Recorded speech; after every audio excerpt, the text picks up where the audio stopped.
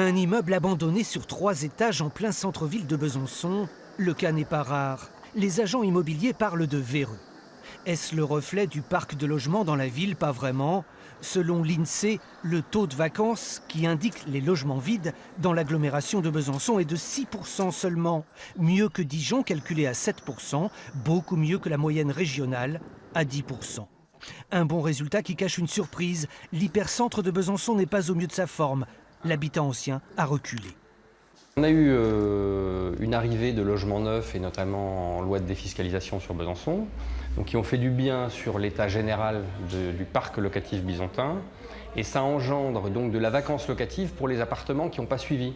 C'est-à-dire les appartements où les propriétaires n'ont pas voulu faire de travaux. Ceux-là vont souffrir de vacances locatives. Sur la période 2010-2015, la vacance dans le centre-ville aurait augmenté de 40%, toujours selon l'INSEE.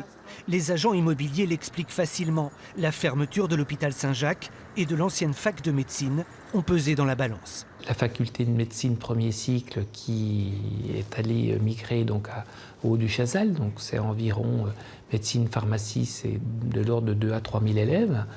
C'est l'hôpital Saint-Jacques, Cœur et Poumons, donc, qui est allé migrer également donc, à l'hôpital. Donc c'est pareil, c'est environ 2000 personnes. Donc automatiquement, la personne, si elle ne travaille plus au centre-ville, eh bien, elle trouve peut-être moins d'intérêt à y habiter. Quelles conséquences pour les locataires ou les futurs acheteurs? La réponse des professionnels est plutôt engageante. Nous, ça nous oblige à faire pression auprès des propriétaires qui n'en ont pas pris conscience qu'on ne loue plus aussi cher qu'avant et dans le même état qu'auparavant. Donc il arrive qu'on fasse faire des travaux et qu'on ait de manière corollaire une baisse du loyer. Donc ça surprend le propriétaire.